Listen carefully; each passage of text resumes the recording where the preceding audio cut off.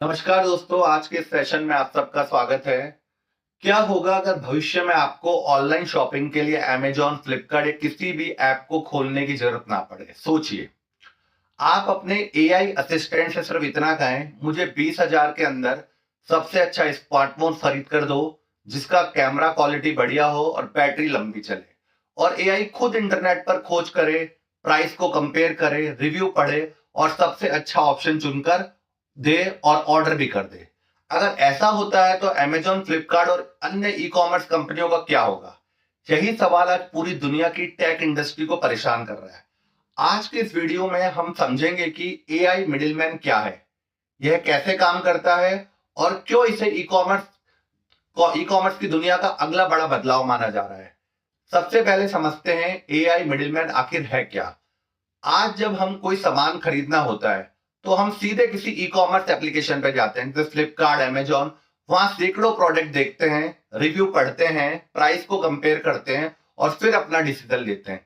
लेकिन AI middleman इस पूरी प्रक्रिया को, प्रोसेस को बदल देता है और यह एक ऐसा एआई एजेंट होगा जो ग्राहक और ऑनलाइन स्टोर के बीच का काम करेगा। मतलब आप एआई को अपनी जरूरत बताएंगे और बाकी सारा काम आपका एआई करेगा। उसे पता होगा आपको किस तरह के प्रोडक्ट पसंद है, आपका बजट क्या है और आप किस ब्रांड को प्रायोरिटी देते हैं। एआई उसी अकॉर्डिंग आपके लिए सबसे अच्छा ऑप्शन चुनेगा। आज का आज का जो ई कॉमर्स है वो कैसे काम करता है? वर्तमान में अमेजॉन, फ्लिपकार्ट और अन्य ई कॉमर्स कंपनियों का बिजनेस मॉडल इस बात पर निर्भर करता है कि कस्टमर उनकी एप्लीकेशन पर कितना समय बिता रहा है। जितना ज्यादा समय कस्टमर एप्लीकेशन पर रहेगा, उतने ज्यादा विज्ञापन, एडवर्टाइजमेंट दिखेंगे, उतने ज्यादा रेस्पॉन्सर्ड प्रोडक्ट बिकेंगे, उतना ज्यादा डेटा मिलेगा और उतना ज्यादा प्रॉफिट होगा। इसी वजह से यह कंपनियां हर साल करोड़ों रुपए मार्केटिंग और विज्ञापन पर खर्च करती है। उनका लक्ष्य होता है कि ग्राहक सीधे उनके प्लेटफॉर्म पर आए, लेकिन एआई मिडिलमैन इस मॉडल को चुनौती दे रहा है। मान लीजिए आपको एक लैपटॉप खरीदना है।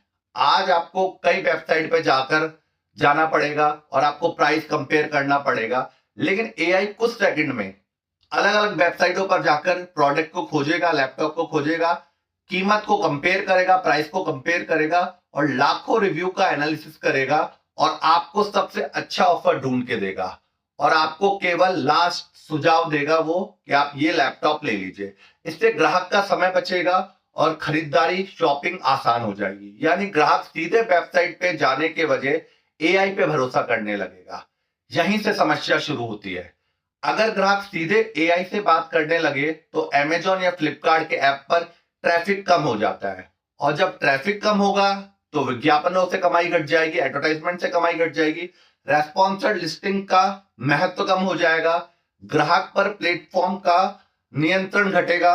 आज कंपनियां ग्राहक का ध्यान आकर्षित करने के लिए कंपटीशन करती है, लेकिन भविष्य में एआई एआई तय करेगा कि ग्राहक को कौन सा उत्पाद दिखाया जाए।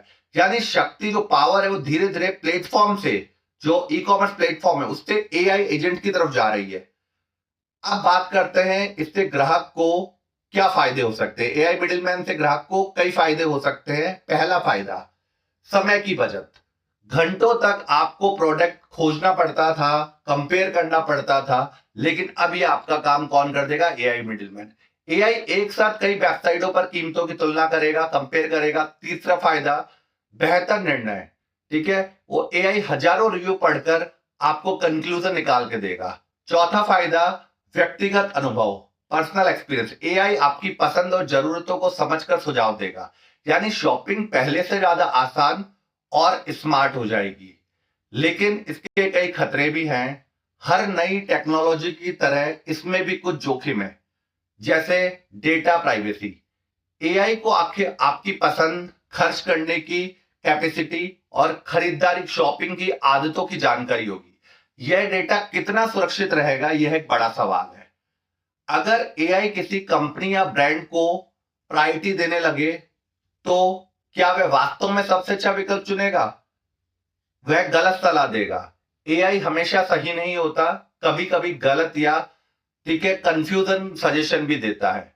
और बाजार में मोनोपोली, अगर कुछ एआई कंपनियां बहुत पावरफुल हो गई तो पूरा ऑनलाइन बिजनेस उनके कंट्रोल में आ सकता है। बड़ी कंपनियां क्या कर रही है? जितनी भी बड़ी कंपनियां जैसे Amazon, Google, Microsoft, open AI जैसी कंपनियां पहले से ही एआई आधारित शॉपिंग सिस्टम पर काम कर रही है। वह जानती है भविष्य एआई का है। इसलिए कोशिश यह है कि ग्राहक को एआई का उपयोग करे, लेकिन उसी कंपनी के इकोसिस्टम के अंदर रहे। यानी आने वाले वर्षों में एआई एजेंट की एक नई कंपटीशन देखने को मिल सकता है। दोस्तों, एआई मिडिलमैन ऑनलाइन शॉपिंग की दुनिया को पूरी तरह बदल सकता है। आज हम अमेजॉन, फ्लिपकार्ट पर जाकर खरीदारी करते हैं, कल हो सकता है कि एआई हमारे लिए खरीदारी करे। यह बदलाव ग्राहकों के लिए, कस्टमर के लिए सुविधाजनक भी हो सकता है, लेकिन ई कॉमर्स कंपनीज के लिए चुनौती भी। अब बड़ा सवाल यह है, क्या एआई ऑनलाइन शॉपिंग को और बेहतर बनाएगा या फिर कुछ एआई कंपनियों के हाथों में बहुत ज्यादा पावर दे देगा? आपकी क्या राय है? कमेंट में जरूर बताएं। अगर वीडियो पसंद आए तो लाइक करना, शेयर करना, सब्सक्राइब करना ना भूलें।